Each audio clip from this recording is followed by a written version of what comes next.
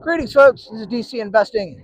I've reached financial independence, and I talk about topics to help others on their pathway to financial independence. And basically, I'm just trying to pass along information that I have learned to help anybody who it might help. And so the topic today is using your brokerage account as your bank. And it's something I recommend highly.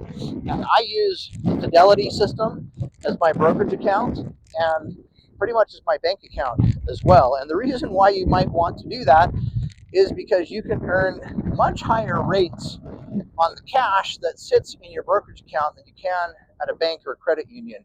Very easily, very simply, very safely. And so basically, in a savings account or a checking account at a local credit union or a bank, they're paying you nothing on those. I mean, you might get like 0.05% or some diddly squat joke amount. So basically, it pays to just move your funding into the core account of your brokerage, like Fidelity.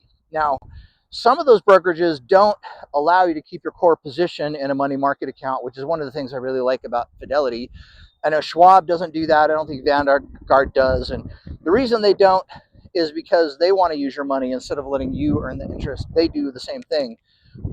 So at a Schwab or a Vanguard, you actually have to roll your funds into a money market account to get money market rates. Otherwise, your core account doesn't earn anything. But Fidelity allows your core funds to earn interest. And so basically right now I get 3.3% on any money that just, any cash that sits in my core account that's not invested earns that rate. And so as I have signed my kids up for Fidelity accounts and told them to put all of their money into the Fidelity account and use that as their bank account. Now, we all still have local credit union accounts that we use, and it's really easy to link your local credit union up to a Fidelity account and do electronic funds transfers or EFTs between a local credit union and a Fidelity account. So you can just kind of push money back and forth if you need to. And really the only reason why you need a local account is if you need to deposit cash. You can't deposit cash at Fidelity, but you can in a local credit union. And so if you have cash, you need to put it into something local, and then you can transfer it over to Fidelity. And then from your Fidelity account, you can basically do anything from it. I have a debit card hooked up to my Fidelity account. I can do bill pay from a Fidelity account, automatic bill pay. You can set those up. And then I can also write checks from my Fidelity account. So all of those things can be set up. And for any money you keep, you earn 3.3%. The funds are not trapped in there at all. They're accessible any day. So it's not like a long-term situation at a bank where you have to get, a CD to get those higher interest rates. It's just in your core account. And now you got to ask yourself a question. Why is it that they can pay these higher interest rates?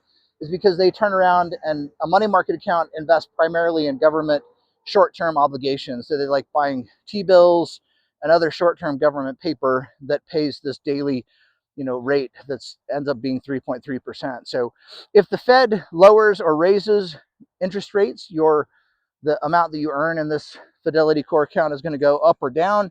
And a couple of years ago, I was getting 5% for money that I had in the core account, but now it's down to 3.3, just based on the Fed's fund rate. So anyhow, it's an awesome thing.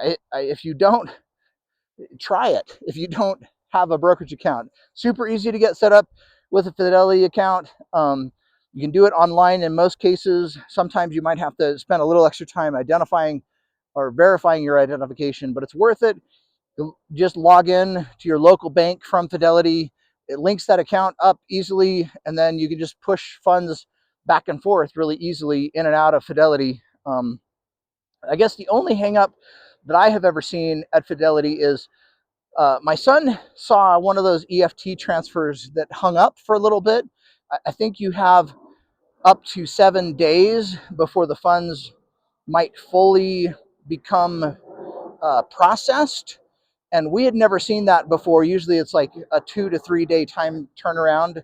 But we did get caught on one recently where something hung up, and one of the transfers, I think the bank didn't send the funds immediately. They're kind of like holding on to them for something. So it's not kind of going through, but again, into that 2 to 7 business days is the typical time frame to do an EFT back and forth. So anyhow, it works. This is the first time I ever saw any issues with moving funds back and forth, but seamless, super easy. The other thing that I recommend, well, maybe I'll do that in a separate video, is the Visa card at Fidelity, or maybe I'll do it here. I love the Fidelity Visa card. It's from a company called Elan, E-L-A-N. Basically, it's a 2% cashback card. So any Visa expenses that you pay, basically you get 2% cash back, and it just automatically rolls that cash back into your Fidelity core account. So you don't have to think about it. You don't have to manage points. It just automatically does it. It's a great Visa card. I would definitely recommend, at minimum, use Fidelity as your bank account and get that 2% cashback card. It's awesome. It's just a normal Visa. And you can look at your account statements right from the Fidelity website. Fidelity also has an app. You can see your credit card and your brokerage account all hooked up in one place. Really easy to view. So I got my kids signed up for their own Fidelity accounts and their own credit cards, and they get 2% cash back on everything that they buy, which they have to buy anyways.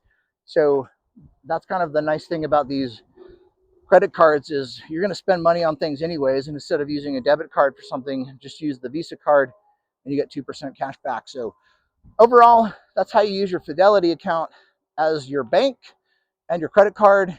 It's a super great way to be able to do your banking and make more money, because banks and credit unions just don't pay you much of anything to keep their money there. They don't treat their customers as well as something like a Fidelity would. So anyhow, use that. It's at least the basis for a good financial situation. So like, subscribe. I guess we'll see you. Bye.